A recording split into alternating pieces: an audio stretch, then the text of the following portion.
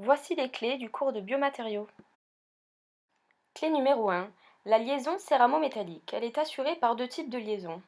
La liaison chimique, par l'intermédiaire des oxydes formés en surface du métal après passage de l'infrastructure dans le four. Ces derniers permettent l'adhésion de la céramique sur l'infrastructure. La liaison mécanique, obtenue dans un premier temps par le sablage, puis par le frettage, basée sur un différentiel de coefficient de dilatation thermique entre le métal et la céramique. En refroidissant, le métal se contracte et va venir coincer la céramique dans des micro-rugosités, assurant le maintien de la céramique sur l'armature. Clé numéro 2. L'amalgame n'est plus un matériau de choix. L'amalgame présente de nombreux inconvénients. Premièrement, il n'adhère pas chimiquement au tissu dentaire, ce qui nous oblige à créer des rétentions mécaniques dans ces derniers, ce qui constitue un geste très invasif. Deuxièmement, comme nous l'avons déjà vu, la corrosion se fait de manière exponentielle avec le temps.